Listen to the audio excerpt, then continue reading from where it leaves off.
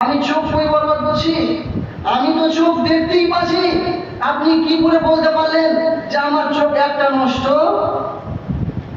হাদিস কোরআনের মধ্যে এসেছে, আপনাকে আমি একটি চ্যালেঞ্জ দিয়ে যাচ্ছি। সেই চ্যালেঞ্জ আমি দুনিয়ার বুকেও দিয়েছিলাম, কিন্তু সেই চ্যালেঞ্জ কোনো মুসল্লি পূরণ করতে পারেনি। হয়তো আপনি বলবেন, ইমাম সাহেব আমার মসজিদে 10,000 টাকা বেতন পেয়েছে বলে আমাদেরকে টাকার গরম দেখাইছে। জি না, এই টাকার গরম দেখায় না। আপনাকে আমি বলছি যে বাংলা, ইংরেজি, হিন্দি, ইংলিশ যেই লেখাপড়া আপনি করছেন সেটাকে আরবি এবং হাদিস কোরআনের কথাই সেটাকে বলা হয় বেদিন লেখাপড়া, সেটাকে বলা হয় বেদিন।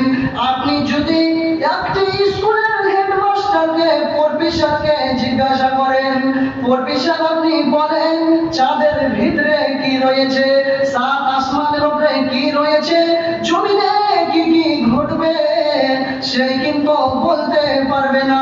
কেন বলতে পারবে না? সে বলতে পারলে চাঁদের গবেষণা করতে পারবে, চাঁদের ভিতরে কি রয়েছে, চাঁদের ভিতরে কি আছে সেটাই বলতে পারবে। আর মাদ্রাসার তালিবে ইলমকে যদি আপনি জিজ্ঞাসা করেন, এরে আমার বাবা তোমরা মাদ্রাসায় পড়াশোনা করছো, সাত আসমানের উপরে আল্লাহ কোথায় আছেন এবং জমিনের বুকে কি কি ঘটবে এবং কি কি ঘটবে না তুমি বলে দাও। জিজ্ঞাসা করেন তো, একটা মাস্টারকে জিজ্ঞাসা করবেন, একটা মাস্টার কি করবে? এই যে চাঁদ কবে গ্রহ হয়েছিল, গ্রহ কয়টা আছে, কিন্তু ওকে বললেন তো যে আল্লাহর উপরে কি আছে, কয়জন ফেরেশতা আছে, জিবরাইল কয়টা আছে, জিবরাইলের কত পাখা আছে, বলতে পারবে? জি না, বলতে পারবে না। তাহলে ইংলিশ, হিন্দি, ইংরেজি এইসব পড়া গেলে বলা হয় বেদিন। আমি আপনাকে একটা প্রশ্ন করি, ভালো করে মনোযোগ দিয়ে শুনবেন। আল্লাহ রাব্বুল আলামিন আপনার দুটি হাত দিয়েছে, দুটি পা দিয়েছে। আপনি যদি সেই কাজ কাম না করেন তো খেতে দেবেন না, পাবেন কি? পাবেন না। তাহলে আপনাকে আগে যে ভাবতে হবে যে ওই ভাতের মতন, ওই নাস্তার মতন আগে আমার নামাজ, আগে আমার দিন শিক্ষা, তারপরে কোন জিনিস শিক্ষা। আমি বলবো না যে বাংলা, হিন্দি, ইংরেজি এইসব পড়া যাবে না, পড়েন। যেমন আপনি, আপনার যদি খিদা লেগে থাকে দুনিয়ার বুকে, আপনাকে কোনো জিনিস ভালো লাগবে না, আর আপনি যদি মুসলমানের ঘরে জন্ম হয়ে থাকেন আর আপনি যদি এই দিন শিক্ষা না করে আপনি যদি বাংলা, হিন্দি, ইংরেজি শিক্ষা করেন, তাহলে আপনার কিছুই লাভ দেবে না। একটা ঘটনা শুনবেন, আমি মনোযোগ দিয়ে শুনবেন। পাক্কা লকডাউনে 3 জন মাস্টার, কয়জন মাস্টার? 3 জন মাস্টার রাস্তার বাড়ি থেকে যখন বাইরে যাচ্ছে তখন জায়গা জায়গা পুলিশের ক্যাম্প করা আছে। পাক্কা লকডাউন, কাউকে বাড়াতে দেয় না মহামারীর জন্য। তো সেই একটা প্রিন্সিপাল, একটা মাস্টার, একটা প্রফেসর, আরো 3 জন বন্ধু লকডাউনে স্কুল ছুটি পেয়েছে। তো বলছে, ভাই অনেক দিন থেকে তো বাড়িতে বসে আছি, চলো কোথায় যে একটু ঘুরে আসি। তখন একজন বন্ধু বলছে, না যাওয়া যাবে না। কেন? লকডাউনে বাড়ি থেকে বেরোতে দিচ্ছে না, ওই কারণে যাওয়া যাবে না। তার একজন বন্ধু বলছে, কি চলো না, চলো একটু বেরিয়ে আসি। কোথায় যাবা? ওই যে আষাঢ় মাসের নদীতে পানি খল খল করছে, আর ওই সাঁওতালকে যে বলছে যে চলেন চাচা, লকডাউনে তো কোথায় যেতে পারি না, ফাঁকা একটু মাঠ বা নদীটাই ঘুরবো। আর আষাঢ় মাস বুঝতেই পারছেন, অনেক বৃষ্টি হয়ে নদী ঘুরে খল খল খল খল করছে পানিতে। সেই 3 জন বন্ধু যে বললেন, ও চাচা আপনি কি যাবেন? তখন সেই নৌকার মাঝি বললে, কোথায় যাবারে বাবা? বললে, চাচা আমরা 3 জন বন্ধু লকডাউনে বাড়ি থেকে বেরিয়ে কোথায় যেতে পারি না, ওই জন্য ভাবছি আপনার নৌকাটা ধরে আমাদেরকে মধ্যখানে নিয়ে চলেন, আমাদেরকে নদীতে নিয়ে চলেন।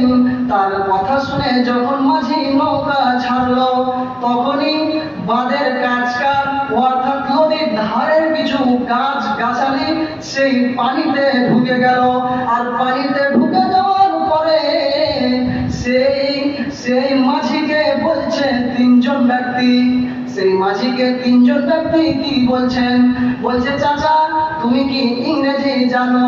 বলছে না আমি জানি না। তুমি কি হিন্দি জানো? না আমি জানি না। তুমি কি ইতিহাস জানো? না আমি জানি না। তুমি কি ম্যাথ জানো? না আমি জানি না। তুমি কি ভূগোল জানো? জি না আমি জানি না।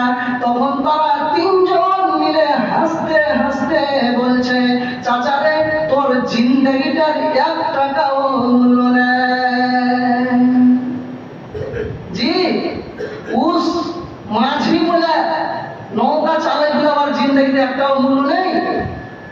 তখন মাঝি ফ্যাট ফ্যাট করে হাসতে হাসতে বলছে বাবা আমার জীবনের যদি 1 টাকারও মূল্য নাই, কিছুক্ষণ দম ধর, কার জীবনের মূল্য তখনই বুঝতে পারবি যখনই এই কথা বলে দেয়।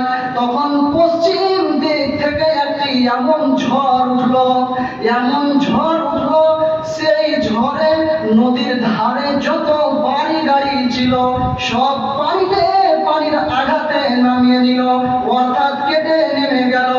আর পশ্চিম দিক থেকে এত কালো অন্ধকার মেঘ উঠে গেল, এত কালো অন্ধকার মেঘ উঠলো, বেলা 12টা বাজছে, সেই মেঘ দেখে মনে হচ্ছে সন্ধ্যা 7টা বেজে গেল। তখন মাঝিকে বলছে সেই তিনজন বলছে ও মাঝি বাবজি আপনি বলেন সে নৌকাটা ডুবে যাবে নাকি? সেই মাঝি বলে কিছুই বলে না। যখনই নৌকাটা ডুবো ডুবো হয়ে আছে তখন বলে বাবা তোমাকে আমি একটা কথা জিজ্ঞাসা করব। বলেন বলেন বাবজি কি বলছেন বলেন। কে এই কথাটা বলছেন? তারা তিনজন ব্যক্তি বলছেন। বলেন বাবজি কি বলছেন বলেন। তুমি কি ইতিহাস পড়তে জানো? কাকে জিজ্ঞাসা করছেন এই কথা? নৌকার মাঝি তারা তিনজনকে জিজ্ঞাসা করছে তুমি ইতিহাস পড়তে জানো? আমি ইতিহাস পড়তে জানি না। তুমি বাংলা পড়তে জানো? আমি বাংলা পড়তে জানি না। তুমি ম্যাথ পড়তে জানো? আমি ম্যাথ পড়তে জানি না। তুমি ভূগোল পড়তে জানো? আমি ভূগোল পড়তে জানি না। কিন্তু বাবা রে তোমাকে আমি একটা কথা বলবো, তুমি কি সাঁতার জানো?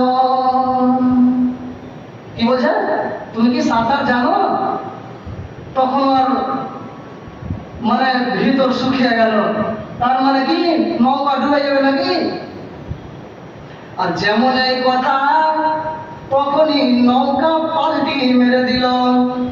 আর নৌকা পাল্টি মারার পর সেই মাঝি সাঁতার জানতে পারে এবং সাঁতার জানে বলে সেই কোনো রকম করে নদীর তীরে এসে গাছের শিকড় ধরে জোরে জোরে শ্বাস নিতে লাগলো এবং শ্বাস নিয়ে উপরে উঠে দেখছে ওরা তিনজন সাঁতার কাটতে জানে না। পানিতে ডুবে মরে ব্যান ফুলা হয়ে ফুলে ফারাক্কার ব্রিজ দিয়ে বিনা পাসপোর্টে বাংলাদেশ পৌঁছে গেল।